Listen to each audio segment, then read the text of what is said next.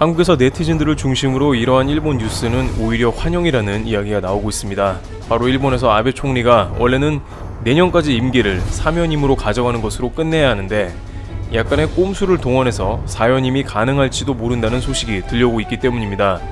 아베 총리는 최근 수년간 한국과 외교에서 강대강 국면을 보이며 매우 좋지 않았습니다.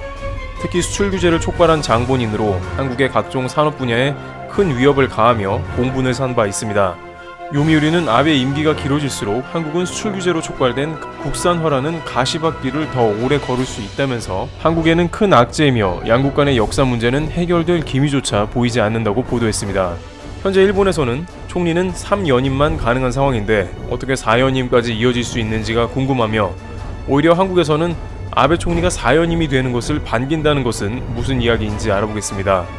우선 아베 총리는 지금으로서는 4연임을 할 수 없으나 중의원을 해산함과 동시에 추진해 볼 수 있다는 의견이 일본 정계에서 쏟아져 나오며 아베 총리가 웃음 짓고 있다는 각종 기사들이 등장하고 있습니다. 바로 조기 총선을 실시해서 가능하게 한다는 것인데요.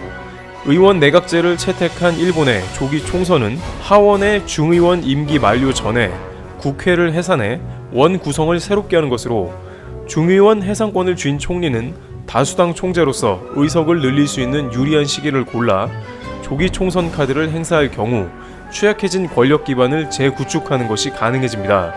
따라서 코로나19로 지지율이 최악으로 떨어진 아베 총리가 내년 10월까지 임기가 남아있는 현 중의원을 중도 해산해 조기 총선을 치를 것이라는 관측이 유력한 상황입니다. 아베 총리는 올 정기국회 폐회 후인 지난달 18일 열린 기자회견에서 중의원 해산 가능성에 대해 지금은 머리에 한 구석에도 그럴 생각이 없다 하면서도 국민 신뢰를 물어야 할 때가 오면 주저없이 해산을 단행해야 한다는 생각에 변함이 없다고 말했습니다.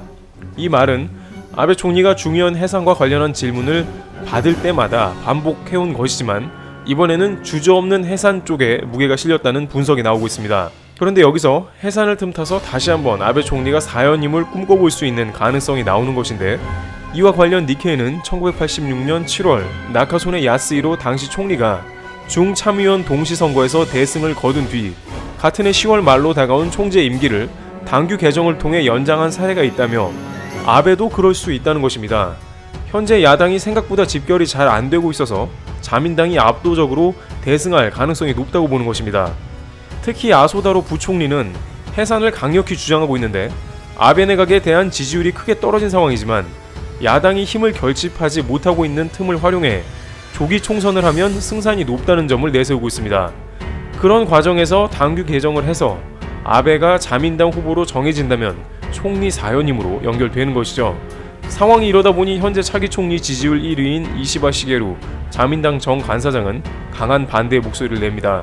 이시바 시게루는 국민에게 물어볼 쟁점이 없는 해산은 헌법의 취지에 크게 어긋난다며 조기 해산에 반대한다는 뜻을 밝혔습니다. 그저 야당이 결집 안 된다는 이유로 중의원을 해산하는 게 말이 되냐는 것입니다. 그러나 아베 총리는 자신의 지지율은 물론이고 4연임이 걸린 문제를 내심 모를 리가 없습니다. 따라서 그 어느 때보다 중의원이 해산될 가능성이 높으며 아베 총리가 다시 총리 후보가 될 수도 있습니다.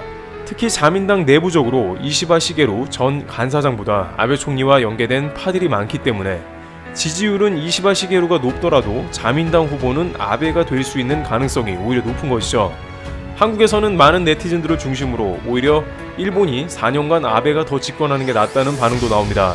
한일년 수출입 자료를 보면 무역 분야에서 2019년 대일 적자가 16년 만에 가장 낮은 것으로 나옵니다. 물론 최대 무역 적자국은 여전히 일본이지만 일본이 촉발한 수출 규제를 비롯해서 각종 역사 문제는 한국의 불매운동을 촉발시켰고 산업 분야에서 점점 더 일본 제품을 배척해 나가는 움직임이 나왔습니다. 일본의 수출 규제는 부당하며 철회되어야 함이 마땅하나 그 가운데 한국의 소부장 산업도 기회를 맞았습니다. 정부가 9일 내놓은 소재 부품 장비 2.0 전략의 핵심은 일본의 수출 규제에 대한 대응 차원을 넘어 소부장 산업의 근본적인 경쟁력을 키운다는 것입니다.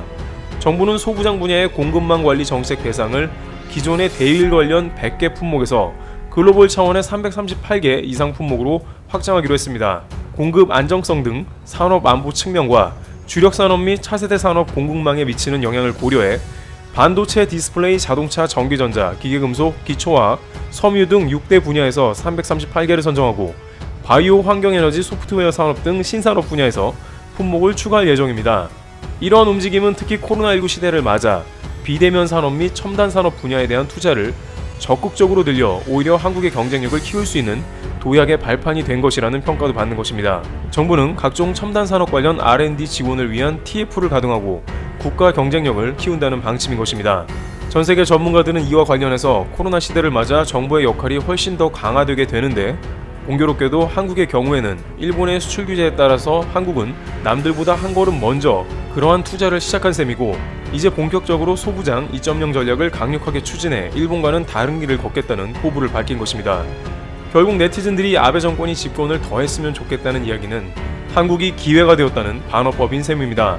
그러나 막상 일본에서는 아베노믹스가 과연 옳았는가 하는 물음이 코로나 이후 더욱더 제기되고 있는 상황입니다. 특히 일본은 경제를 살리기 위해서 일본 중앙은행은 돈을 찍어내 일본 주식을 대량으로 매입하고 있으며 코로나 경기 부양을 위해 2,000조 원 이상을 쏟아부을 것으로 보이는데, 이는 일본 정부의 빚이 한계치를 넘은 것입니다.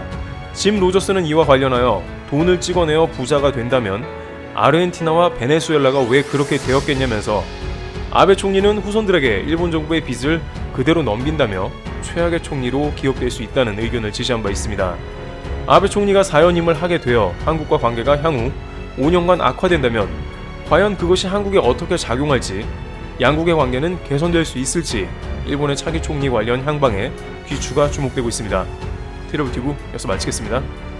감사합니다.